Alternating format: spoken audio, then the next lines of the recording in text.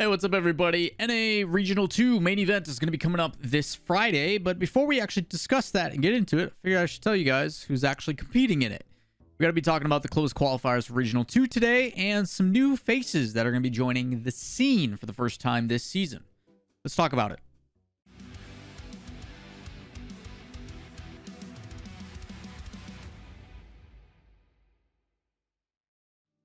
What's up, everybody? Lawler here. Going to be talking to you guys about the, quote, RLCS 21-22 Fall North American Regional Event number 2. These are the closed qualifiers. These are the teams that did not get an automatic bid into the main event. If you guys don't know, there is no longer an invitational portion. It is just straight up teams that did make it, teams that haven't made it. It's pretty straightforward. So this all starts just as a brief introduction. 8 teams automatically make it into the main event, the ones that are playing for points. Those teams are the teams that performed top 8 in Regional 1. Those teams being Space Clan, NRG, Space Station, V1, XSET, NV, G2, and True Neutral. They have removed themselves from the conversation in regards to having to play through qualifiers. As for the closed qualifiers, there are 8 teams that get invites and 8 teams that play through an open qualifier bracket to go and make it through. The 8 teams that are part of the closed qualifier invite portion are the 8 teams that did not make top 8 last event. Those 8 teams are Ghost, Sonics, Torrent, Rogue, Charlotte Phoenix, Shopify Rebellion, Integrity, and DVS. Those are the 8 teams that were bottom 8, so 9 through 16 of the last event. The 8 teams that ended up qualifying from the open qualifiers are Accelerate, Nefarious, Kansas City Pioneers, Vibrance, United, Pittsburgh Knights, RBG Esports, and Top Lay. Pretty much the names that most of you should know. If you've been paying attention to like the top 30, top 32-ish teams, these names should all sound pretty familiar. A couple things to discuss. First thing, and something I forgot to do in my Q&A video, is the Kansas City Pioneers have been using a 4-man roster where, for the most part, Kronovi and Wondamike have been swapping and still using their main 2 in Freshness and Mektos, but Kronovi and Wondamike have been alternating at times, depending on the tournament, depending on the start. The first 2 matches of this tournament, Kronovi plays for Wondamike, and then in the later half, Wondamike plays. So a couple different results, varying results for them. Also, Shopify Rebellion, as you guys have heard in my video yesterday, Beast Mode is stepping down. If you guys have not seen that video, go check that out. But Beast Mode was not playing. They were playing with their sub, so results will be explained accordingly. So with that said, let's actually talk about the matches. We're going to start with round 1, where we had Ghost versus RBG, Sonics versus United, and work down the list. Pretty much as expected. The biggest surprises for me are probably that United beating Sonics. That was a close game 5. Did not see that one happening the way that it did. But credit to United, obviously working pretty hard through some things, trying to figure out Savvy's situation as they get more and more reps. You also did see Nefarious 3-0 Charlotte Phoenix. Kansas City Pioneers not looking too great, and Accelerate starting off strong against DVS, team that did make top 8 or top 16 last time.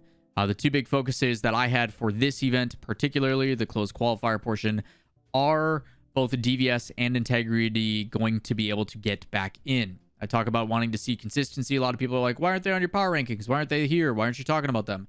It's because it's been one event. I need to see consistently over time as comparison to Torrent and Ghost and Sonics and a bunch of these other teams, to me, that are better and have shown consistently with results, not teams that had a really good event and it's a one-off. So hoping to see that continue. Spoiler alert, it doesn't. We then get into round 2 and games as expected. All the kind of favorites end up winning out. The only big surprise is Rogue. Rogue has, again, been hit and miss. Sometimes they look great. Sometimes they don't. Sometimes they look terrible. Sometimes it leaves Spaceman casting for 8 minutes straight in overtime with nonsensical words and comparing the sun to a velociraptor. You know what I'm talking about? There's a wonderful clip Here's a very small preview. What is going on in this game? Everything means nothing. The earth is a lie. It's all flat. The sun is a velociraptor. Turn Churro, the last one upfield, but no one is there. Taroko, can you make this game, man? Tajiro, the regional. No! Yeah, other than that, the high seeds go pretty much as expected. The teams that I think are pretty solidified and will be fighting for top 8 spots a lot. I feel like the 6th or 7th seed all the way to like the 16th seed has a lot of variance in it in both NA and EU.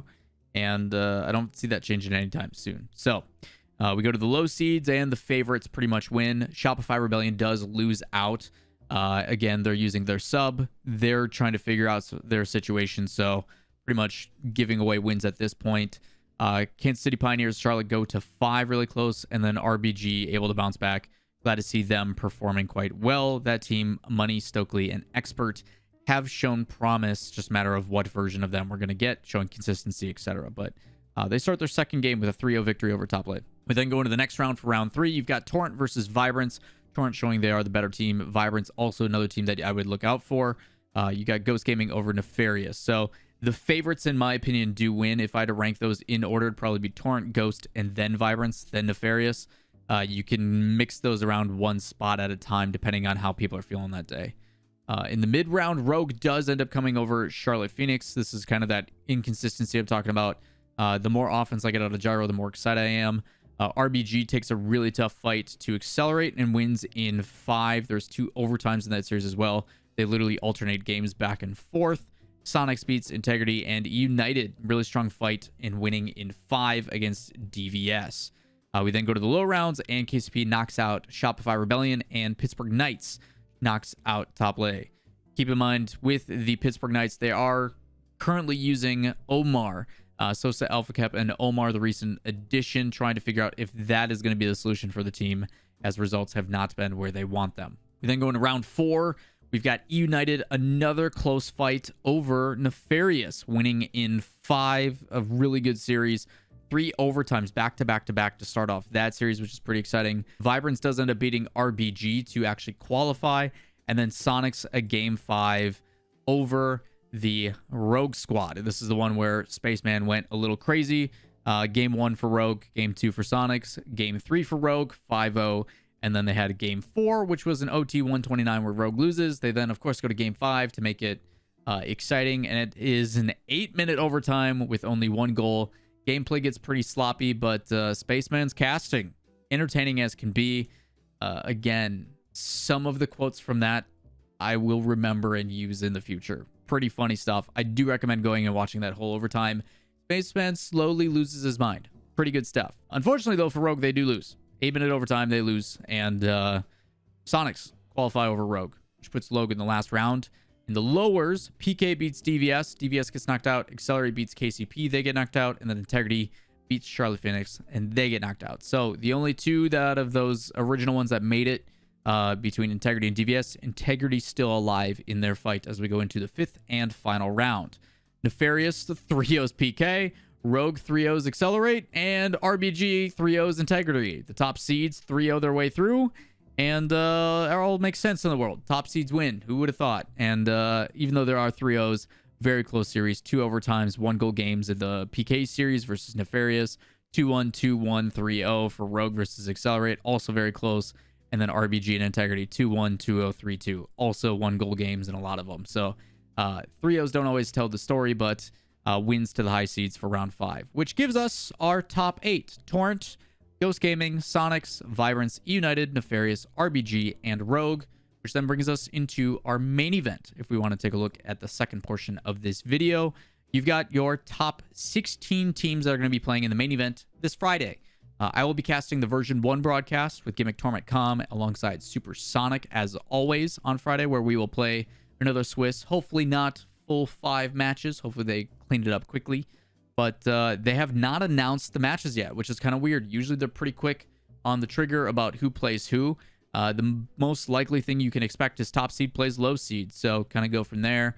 FaZe Clan playing RBG or something to that extent. It just depends on what the seeding game differential is based upon making sure that the matches end up cleanly. So top 1-0 teams play top 1-0 teams. So You can kind of get in this resemblance of that if you go and look at the first regional, but just wait for the series. Those will go down again on Friday at noon. They are early matches, so early days on Friday, and then Saturday will be the first quarterfinals, and then Sunday will be the grand finals and semifinals. So pretty good scheduling, I think, overall. Even though Sunday is only technically 3 matches, there is the chance for 3 best of 7s in the grand finals. So 5 series and 4 series is a pretty good way to spread it out, in my opinion. So pretty good stuff. More exciting stuff for North America.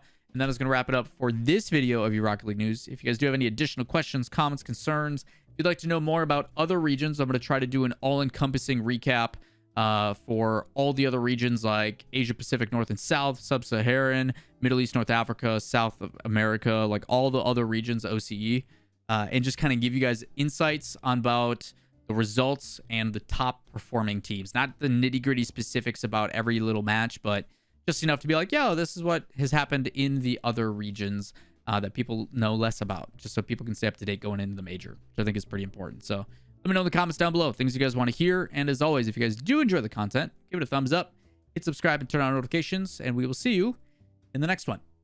Peace.